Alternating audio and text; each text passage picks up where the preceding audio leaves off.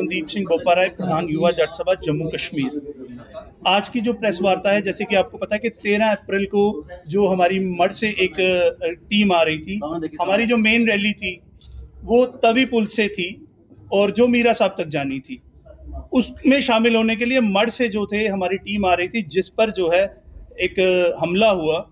और मैं आपको बता दूं, बकायदा हमारे पास प्रूफ हैं और हमने पहले ही प्रशासन को अवगत कराया हुआ था कि पाकिस्तान के नंबरों से जो है हमें धमकियां आ रही थी कि युवा जट सभा 13 अप्रैल को रैली ना निकाले, और बकायदा इसकी FIR नंबर 50/2024 गांधीनगर थाने में दर्ज है। और हमने पहले ही बताया था, इस पूरे वाक्य में बहुत सारी चीजें हैं जो छुपाई गई थी, सामने नहीं आई।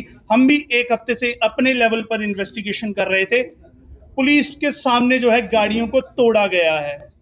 ये एक दंगा हुआ है जो 1989 के बाद सिख जो नगर कीर्तन है उस पर हमला होने के बाद ये पहला है कि किसी रैली पर हमला हुआ। मैं आपको बता दूं, सबसे पहले क्या होता है कि हमारी रैली जो है वो तवी पुल के चौथे पुल से निकलनी थी और मठ से जो कुछ लोग आ रहे थे उन्हें ये व्यक्ति रोकता है और सेंटर में गाड़ी लगाता है।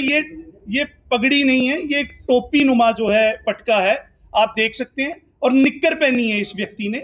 बिल्कुल जो है ये गाड़ियों को सेंटर से आके एक रैली में एक सेंटर में रोकता है और उसके बाद जो है ये बाइक से चाबी निकालता है और वहां रैली में चल रहे लड़कों को थप्पड़ मारता है। वहां से जो है कंडीशन जो थी, सिचुएशन वॉलेटाइल हो जाती है।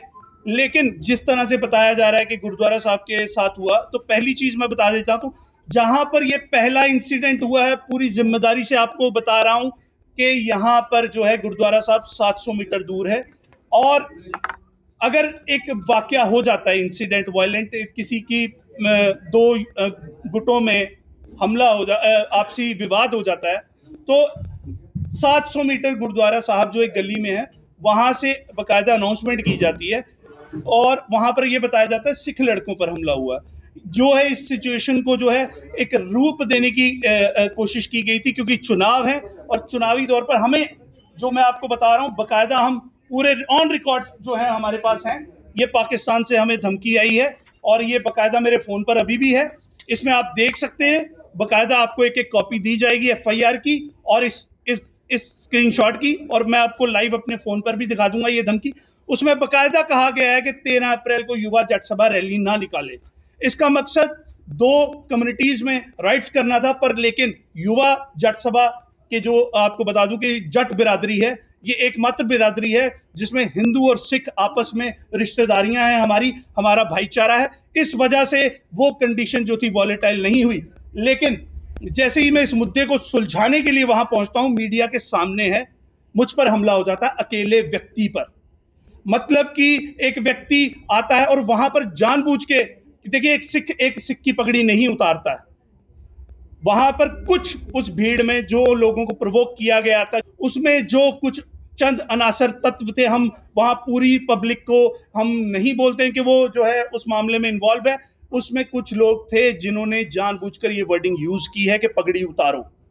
और मैं समझता हूं कि कैंप गोल गुजराल की जनता को भी उन लोगों को सामने लाना चाहिए, क्योंकि ये मेरी पगड़ी उतारी गई है। और वहां पर बकायदा बोला गया, जब एक व्यक्ति सामने से समझौता करने के लिए आ रहा है तो वहां पर तोड़ा जाता है। और पुलिस के सामने लॉ एंड ऑर्डर, मतलब कि इससे साफ दिखाई देता है कि वहां पर जो था, उन जो उसमें अनासर तत्व थे, उन्हें लॉ एंड ऑर्डर की कोई डर नहीं था, क्योंकि SP रूरल मौजूद थे, SDPO मौजूद थे, वहां पर जो है 2 SHOs मौजूद थे, और उनकी मौजूदगी में हमला हुआ है मुझ अकेले पर, और मेरी गाड़ी तोड़ दी गई।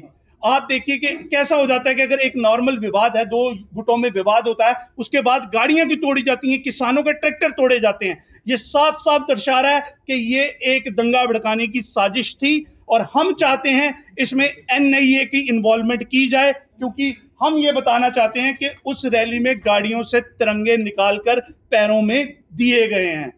तो अभी जो लोग हमारा विरोध कर रहे हैं, मैं उनसे कहना चाहता हूं कि पृथ्वीराज और जयचंद की लड़ाई में मोहम्मद गौरी कभी हमारा ऑप्शन नहीं होना चाहिए। अगर आप देश के साथ हैं, आप देश की बात करिए। युवा जट सभा से या जट बिरादरी से आपकी डिफरेंसेस हो सकते हैं, अमनदीप सिंह बोपराय से आपके डिफरेंसेस हो सकते हैं, पर अगर देश के साथ आप चलेंगे तो आपको ये समझना पड़ेगा कि ये एक बहुत बड़ा षड्यंत्र है।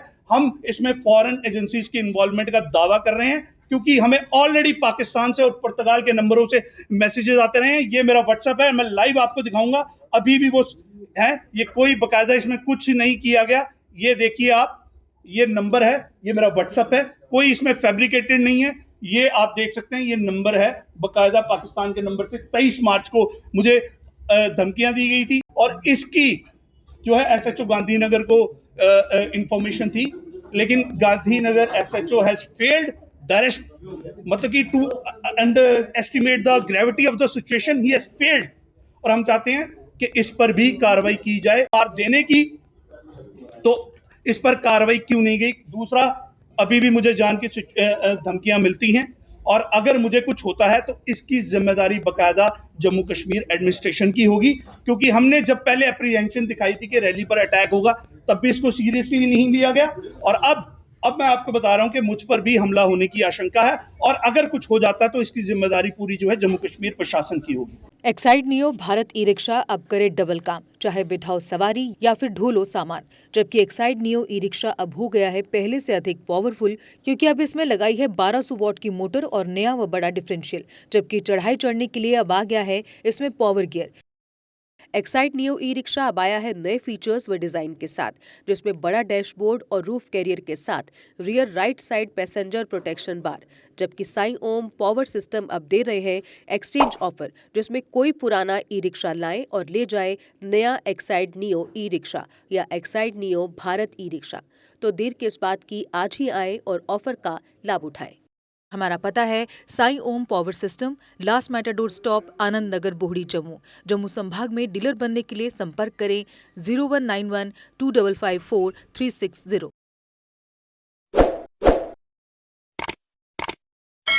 जम्मू कश्मीर की खबरों के लिए जुड़े रहिए जीके अपडेट के साथ।